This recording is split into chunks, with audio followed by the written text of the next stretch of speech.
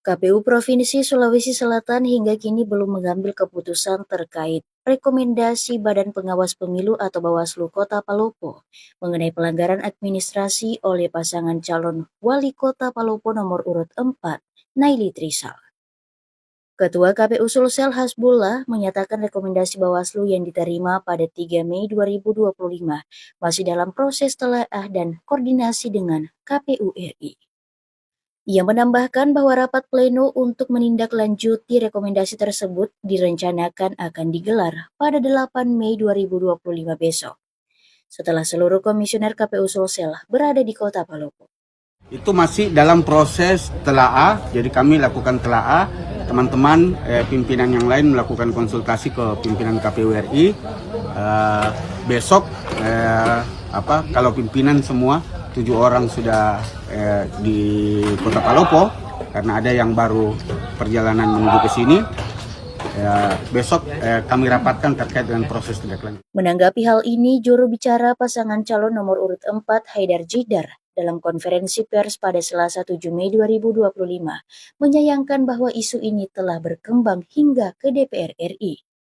Ia menekankan bahwa proses penanganan dugaan pelanggaran administrasi seharusnya dilakukan secara bertahap dan sesuai dengan ketentuan peraturan perundang-undangan yang berlaku, baik yang tercantum dalam Perbawaslu maupun PKPU.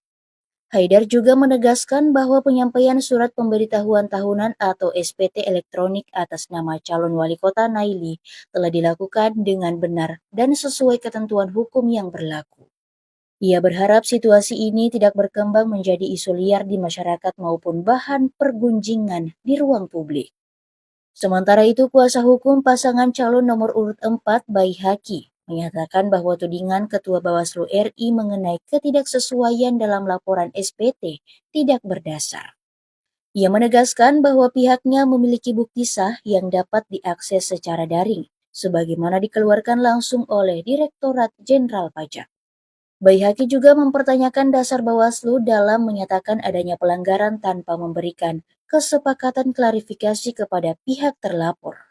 Ia menilai bahwa tindakan Bawaslu tersebut melanggar pasal 22 Perbawaslu yang mengatur tentang hak terlapor untuk memberikan klarifikasi. Menurutnya, penggunaan kewenangan tanpa klarifikasi dapat berbahaya dan mencederai prinsip keadilan dalam proses pemilihan.